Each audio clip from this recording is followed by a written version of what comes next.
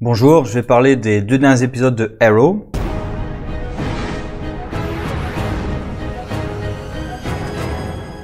Alors, ça fait un petit moment que j'ai rien sorti pour une raison toute simple. C'est que on m'a installé la fibre 2 semaines plus tard. Il n'y a plus de fibre pendant 3 semaines. Donc voilà, pendant 3 semaines, j'avais une connexion internet qui était vraiment dégueulasse, surtout en upload, donc j'ai rien pu faire. Maintenant c'est bon, donc je vais pouvoir enfin parler des 2 épisodes de Arrow. Alors ça fait un petit moment que je les ai vus, là je me suis repassé en accéléré quand même avant d'en parler. Mais pour faire simple, il y a un épisode, c'est le spin-off Green Arrow and the Canaries, et il y a l'épilogue de la série. Sincèrement, j'ai trouvé les 2 épisodes assez faibles. Et voilà, l'épilogue, je trouve dommage de terminer sur une note faible et sans Oliver. Alors il y a des flashbacks d'Oliver, mais j'en parlerai qui sont... du coup je vais en parler tout de suite. Je parlerai du spin-off Green Arrow plus tard. J'ai trouvé ça... Déjà, j'ai eu peur dès le départ qu'ils fassent un nouvel épisode documentaire. Parce que ça aurait été chiant, franchement, un épisode entier comme ça, documentaire. Ils se servent un peu de flashback pour faire le jeu des 7 erreurs entre la nouvelle timeline, le nouvel univers et l'ancien univers. Il y a quelques trucs un peu bizarres là-dedans. Par exemple, le fait que sa mère soit encore en vie, ça aurait dû changer plein de choses normalement. Laurel, surtout, c'est Laurel que je trouve le plus bizarrement géré. Parce que pourquoi ça serait la Laurel de la Terre 2? Je comprends pas. En fait, même techniquement, c'est pas logique, c'est pas cohérent. Puisque elle faisait pas partie des parangons qui ont gardé leur mémoire. Donc c'est Martian Manhunter qui lui a rendu sa mémoire. Donc c'est pas la Laurel de la Terre 2. C'est la Laurel qui était là dès le départ, mais on lui a rendu la mémoire de celle de la Terre 2. Donc, il y a un truc très bizarrement géré là-dedans, parce qu'il donne l'impression que la vraie Laurel est morte, et que ça serait une Laurel d'une autre Terre. Sauf que à l'heure actuelle, il part du principe qu'il n'y a plus de Terre. Alors certes, les showrunners ont dit que ici il y avait bien d'autres Terres, mais qu'ils n'étaient pas au courant. Ça aussi, je sais pas comment ils vont l'amener, mais je trouve ça très con. On verra comment ils s'en sortent, mais je trouve ça très con. Ils auraient peut-être dû garder l'idée qu'il n'y ait pas qu'un seul multivers. Moi, à leur place, je serais plutôt parti sur l'idée qu'il n'y a pas qu'un seul multivers. Parce que par exemple, la présence de Flash de DCU dans le crossover, c'était la preuve qu'il n'y avait pas qu'un seul multivers. Parce que leur multivers à eux était détruit. Et même dans les comics à l'heure actuelle, il y a l'idée que Perpetua aurait créé le multivers actuel. Alors, j'ai pas lu encore jusqu'au bout la Justice League, mais du coup, ça voudrait dire qu'il y a d'autres multivers qui ont été créés peut-être par d'autres entités. On verra tout ça dans les comics. Hein. J'ai pas continué l'arc Justice League là.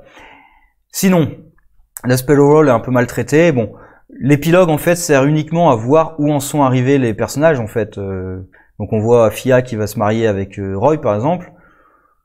Voilà, il y a rien de très intéressant qui se passe. Il y a le flashback de Oliver qui est un peu con. Parce que c'est un flashback sur encore Oliver, il faut que t'arrêtes de tuer des gens. Encore. Mais c'est bon, on en a bouffé de cette intrigue, de ce dilemme de personnage. Et en plus, ce que j'adore, c'est que l'épisode réussit à prouver que Oliver aurait dû le buter. Puisque il sort, il enlève son fils. Heureusement qu'il y a Mia pour le sauver, mais sinon voilà, son fils aurait peut-être été tué parce qu'il l'a pas exécuté. Surtout que il rentre avec Deagle en disant que voilà, je l'ai pas tué, donc c'est la preuve qu'on peut encore te sauver. Sauf qu'au passage, il a tué plein d'hommes de main. Hein. C'est ça aussi que j'aime bien, c'est souvent il tue les hommes de main, mais juste parce qu'il tue pas le grand méchant, ça y est, je tue pas les gens. Non mais si, t'as tué plein de gens au passage en fait. Alors tu peux arguer que c'est de la légitime défense, mais ça empêche que t'as tué plein de gens quand même. Parce que même les passages où Oliver arrêtait de tuer, entre guillemets, il mettait quand même des flèches dans les gens et les gens arrêtaient de bouger. Et je suis navré, mais quand tu mets une flèche dans quelqu'un, s'il arrête de bouger, c'est qu'il est mort. Hein. Parce que en vrai, si tu te prends une flèche dans l'épaule, t'arrêtes pas de bouger. Au contraire, t'as une flèche dans l'épaule. En général, t'as plutôt mal quand même. Alors, tu peux essayer de justifier, oui, mais il y a un tranquillisant sur la flèche, mais jamais ça a été dit comme ça. Enfin bref, le fait de tuer, pas tuer, je trouve ça très con d'en reparler maintenant. En plus, c'est le dernier épisode. C'est le moment de faire un flashback comme ça qui sert à rien. Parce que vraiment, ça sert à rien. Et on va terminer avec Deagle qui obtiendrait un anneau des Green Lantern. Alors, obtiendrait, hein, c'est pas sûr, parce qu'il ouvre le truc, c'est vert. Comme il y a eu toute cette histoire que John Deagle, est-ce que ça pourrait pas être une version de John Stewart? On verra, mais je sais pas s'ils vont l'utiliser un jour, parce que là, John Diggle est réapparu dans d'autres séries. Ah non, parce que dans Flash, il dit qu'il va partir pour Metropolis, donc il a pas encore eu l'anneau. Mais peut-être qu'ils vont l'utiliser dans d'autres séries, on sait jamais, puisque c'est sur la route de Metropolis, il me semble qu'il obtient l'anneau. Donc à ce moment-là, il l'a pas obtenu, sachant que normalement il est mort, hein, parce qu'il est projeté en arrière contre le van. Normalement, il est mort. Enfin, il est mort. En tout cas, il a plus de colonne vertébrale. Hein. Alors peut-être que l'anneau pourrait le soigner, mais normalement, il se relève pas pour aller chercher l'anneau. Hein. C'est un peu brutal en fait, comme passation de pouvoir, si c'est un truc des Green Lantern. Mais sinon, il n'y a pas grand-chose à dire de l'épilogue. Hein. On essaie de mettre un peu d'action avec William qui se fait enlever. Et pour faire un parallèle aussi avec ce qui se passe avec Mia, évidemment, dans le futur, où William s'est fait enlever aussi. Certainement parce que les méchants pensent que c'est lui le nouveau Green Arrow. On verra, je parlerai de cet épisode après. Là aussi, il y a un petit problème de cohérence avec Mia dans le passé. Parce que certes, elle dit qu'elle veut pas parler du futur, mais le simple fait qu'elle se souvienne du passé indique quelque chose. Ça indique que quelqu'un lui a rendu sa mémoire. Parce qu'en effet, dans le futur, on lui rend sa mémoire de force. Donc, quand elle revient dans le passé, les personnages devraient se dire, mais attends, tu te souviens de la Crisis? Tu te souviens de tout ce qui s'est passé? Et donc, pour parler du spin-off, alors j'aime bien le personnage de Mia, sauf dans cet épisode en fait. C'est un peu con, parce qu'ils avaient réussi à m'attacher au personnage, et là j'avoue qu'elle m'a un peu énervé. Bon, déjà au départ, parce qu'ils lui ont effacé la mémoire comme à tout le monde, et qu'elle l'a pas récupérée dès le départ, donc elle vit une vie de gamine de riche en fait, donc pas très intéressant.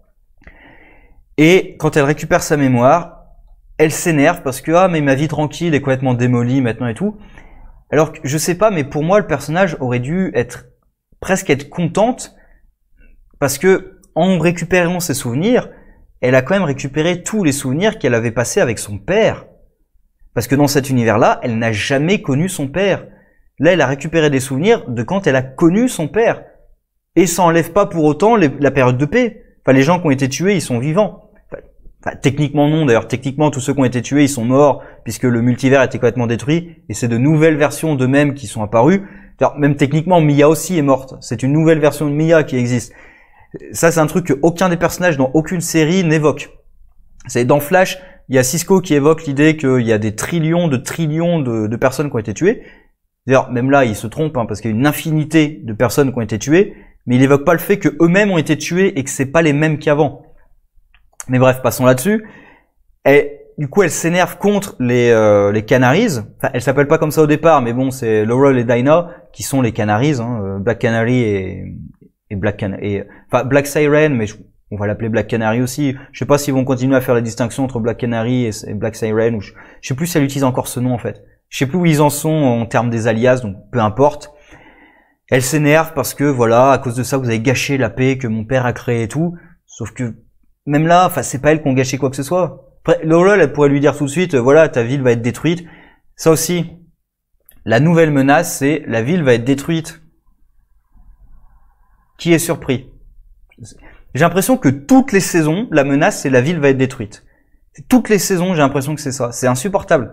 Ils peuvent pas trouver autre chose. Ils peuvent pas, je sais pas, trouver une organisation criminelle qui cherche pas à complètement détruire la ville, qui cherche pas à mettre la ville à feu et à sang, qui a des objectifs plus prosaïques. Je sais pas, un complot politique. Ils pourraient pas faire un truc, je sais pas, un peu plus subtil, avec d'autres enjeux, peut-être des enjeux plus personnels que juste ma ville va être détruite. Ça me saoule en fait d'avoir toujours l'arc, ma ville va être détruite. C'est insupportable.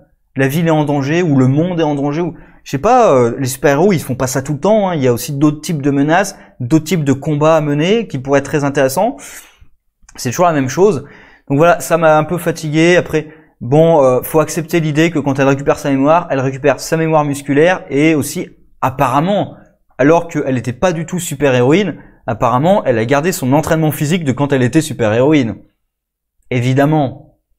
Non, parce que en vrai, même si j'incorpore l'intégralité des connaissances de combat dans la tête de quelqu'un, si musculairement il est pas capable, il est pas capable.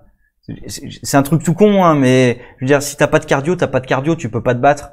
Si t'as pas de muscle, un minimum, hein, pas être musclore, mais si t'as pas un minimum de muscle, de gainage, etc., tu peux rien faire. Donc heureusement qu'elle a gardé la même forme qu'une combattante aguerrie, hein. Parce que juste faire du fitness, de l'entretien physique, etc., ça te met pas dans la forme nécessaire pour faire du combat intense comme elle fait un peu quand même à son niveau, ou même pour viser, hein. Parce que pour viser, c'est la mémoire musculaire aussi, mais enfin, je veux dire, même si on te met la mémoire, je vois pas en quoi ça te permettrait de réussir à viser tout de suite. Il faudrait quand même réussir à le refaire plusieurs fois. Je pense qu'il y aurait quand même un temps d'adaptation pour réussir à le refaire. Comme quand tu sors d'une blessure ou quelque chose comme ça. Il faut un petit moment quand même pour te remettre sur le bon truc. Là, non, apparemment, on lui remet... Enfin, je peux l'accepter, ça, on lui remet ses souvenirs et d'un coup, hop, elle est repartie comme si rien ne s'était passé. On va dire que je peux l'accepter. Il y a un truc un peu bizarre dans l'idée qu'il y aurait plus du tout de crime depuis qu'Oliver a sauvé le monde. Plus du tout de crime. De toute façon, il y a un truc très bizarre dans la gestion de... On nous explique que c'est Oliver qui aurait créé ce monde et que du coup, comme il a créé ce monde, c'est lui qui a fait en sorte qu'il y ait la paix. Alors, je vois pas comment il aurait pu faire en sorte qu'il y ait la paix tout le temps dans la ville. Rien que ça, je vois pas comment ça serait possible. Et surtout, si les personnages croient sincèrement que c'est ça, mais pourquoi ça serait pas sur toute la planète? Pourquoi il aurait dit, tiens, juste ma ville, les autres, ils peuvent crever, j'en ai rien à foutre, mais ma ville, il y a plus de crime. Et en plus, pendant 20 à 30 ans. Voilà, enfin, ce pilote, franchement, ça me pousse pas tellement à voir le truc, surtout que ils ont fait un couple avec Mia et JJ qui récupère sa mémoire, donc je sens les dramas à la con qui vont arriver dans ce couple. Je les sens et ça me donne pas envie. Je sens soit le côté il va jouer au petit copain pour la manipuler, pour avoir des infos et tout, ou tout de suite il va la trahir. Je pense qu'il va peut-être jouer avec elle quelques épisodes avant de la trahir complètement. Est-ce qu'elle va essayer de le ramener à elle ou des trucs comme ça, je sais pas, mais je sens du drama chiant en fait. Après, il y a un truc qui fait plaisir, c'est que ça ressemble beaucoup aux Birds of Prey quand même. En plus, il y a eu les Birds of Prey dans celle de la série, qui était dans le crossover. Donc voilà, c'est peut-être le clin d'œil qui était peut-être fait pour ça. Parce que là, littéralement, Dinah, elle vit dans la Clock Tower. Hein. On voit l'horloge derrière, c'est la Clock Tower de Barbara Gordon. C'est con qu'il n'y ait pas Barbara Gordon. Ça ferait du bien. Même en tant qu'oracle, hein. Parce qu'il y a Batwoman, il y a Batman, etc. Ils pourraient pas mettre l'oracle? Ça pourrait être sympa, ça, d'avoir l'oracle dans cette série. Et Huntress, parce que la fille à sauver, c'est une Bertinelli, donc peut-être qu'il pourrait y avoir une nouvelle version de Huntress là-dedans. À voir. Ça pourrait être intéressant d'avoir une équipe Birds of Prey. On verra ce que ça donne. Parlons de Birds of Prey, j'ai toujours pas vu le film. Peut-être qu'il est bien, hein, je vais pas en parler parce que j'ai pas du tout envie de le voir. Peut-être qu'il est très bien, j'en entends beaucoup de mal, donc j'en doute, mais peut-être qu'il est bien, hein, peut-être que j'aimerais, mais je l'ai pas vu, j'ai pas envie de le voir. Je le verrai peut-être un moment ou un autre quand vraiment j'ai rien à faire, mais je vais pas aller au cinéma pour voir ça, non. Donc voilà. Mais voilà, globalement, les 2 épisodes étaient plutôt faibles, ça ne donne pas vraiment envie de voir la suite parce que l'intrigue de ma ville est en danger. Ouais. Et aussi à la fin ils font un truc à la con là de William qui dit tiens la presse pense que c'est moi se pose des questions si c'est moi Green Arrow et ils pensent même pas à toi, tu vois, parce qu'ils sont misogynes. Non, parce qu'ils sont cons. Il y a plusieurs témoins qui ont vu que c'était une femme. Rien qu'avec son gabarit, tu vois que c'est une femme. Pourquoi ils imaginent forcément que c'est le fils? Sérieusement, enfin, la première camionnette qu'ils attaquent, bah, tout le monde voit que c'est elle. Je suis navré, mais là déjà tout le monde voit que c'est elle. Et à la fin, ils ont sauvé la Bertinelli. Elle a bien vu que c'était une femme. Elle a bien vu qu'elle avait été sauvée par 3 femmes. Et les agents, enfin les types au sol, enfin, ils sont peut-être morts dans l'explosion, mais ils sont peut-être pas tous morts. Il y en a bien, enfin l'information a bien fuité que c'était une femme. Donc ce truc de dire ils pensent que seul un homme peut être un super-héros, surtout dans le même univers où il y a Batwoman, dans le même univers où t'as Supergirl. Donc ce côté de mais la presse imagine même pas que ça puisse être une femme. Mais vous êtes débile ou quoi? Sérieusement, vous êtes débile? Enfin, c'est juste pour le côté un peu misogyne de mais la presse reconnaît pas que c'est une femme, machin et tout, et que les méchants enlèvent William en pensant que c'est peut-être lui Green Arrow. Ouais, c'est un peu con quand même. Voilà, j'ai trouvé l'épilogue assez faible. En même temps, il y a plus Oliver. Enfin, Oliver apparaît à la toute fin et d'ailleurs, je trouve assez déprimant en fait son apparition parce que, en gros, Oliver est mort, donc l'anti-monitor quand il amène Felicity de l'autre côté, en fait, c'est un suicide. C'est un suicide de Felicity parce que Oliver est mort et du coup, leur mort, en fait, c'est la même ville dans laquelle ils vivent. Donc en fait, ils vont passer l'éternité dans la même ville où ils ont toujours vécu. C'est ça? Ils sont en enfer, non?